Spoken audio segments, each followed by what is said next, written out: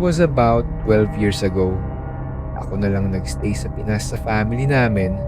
Mas pinili ko na magstay doon dahil kakagraduate ko lang ng college. At sabi ko sa nanay ko ay di muna ako susunod sa kanila overseas at susubukan munang mag-work sa Pinas. Mag-isa na lang ako sa bahay namin that time. Ang bahay namin ay located sa medyo liblib na lugar. Ang mga kapitbahay ay nasa 50 metro ang layo. Halos lang ang 30 ang bahay sa area. Tipang yung papasok ay walang bahay sa main road. Isama mo pa ang walang ilaw at matataas ang mga talahiban sa paligid. Sa napili kong trabaho, may mga shift ako na umuuwi ng alas 2 ng umaga o papasok ng alas 5 ng umaga. Hindi ako matatakutin sa mga paranormal. Madalas ko nakakaramdam at alam ko sa bahay namin meron. Minsan nagpapalantsa ako ng alas 3 ng umaga bago pumasok ay bigla na lang mamatay ang electric fan. Isa lang sasabihin ko noon, isindi mo yan uli at sisindi naman. Andyan pa yung alam kong may nakatayo sa labas ng bintana na hindi tao kapag madaling araw.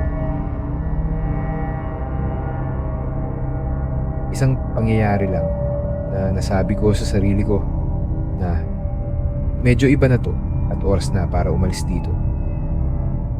Sa kalagitnaan ng madaling araw, mga alas 3 na siguro noon, nagising ako para umihi.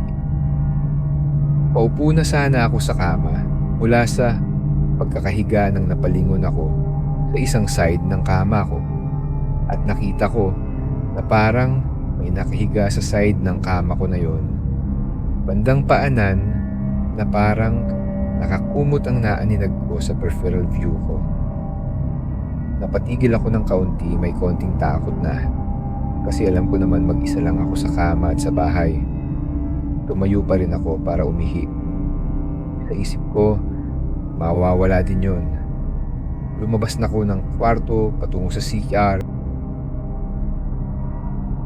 Pagbalik ko, doon lumaki yung ulo ko sa nakita ko na parang pati yung kalamnan mo ay nanigas sa lamig. Andun pa rin? Sinong nakahiga? Sarili ko. Nakita ko ang sarili ko nakahiga sa kama at tulog. Sumagi sa isip ko na naginip lang ako. Pero naisip ko hindi eh. Dahil naalala ko talaga na tumayo ako at pumunta sa CR at bumalik. Kumurap ako at nawala na. Parang nasa 3 segundo ang tinagal. Yung oras mismo na yun, lumabas ako at umalis. Nag-drive ako, pumunta ako sa bahay ng lola ko. At simula noon, hindi na ako natulog ng gabi doon. Pumpasyal na lang para maglinis ng bakuran. Sa ngayon, abandonado na ang bahay namin na yon. May kwentong kababalaghan ka bang gustong ibahagi sa amin?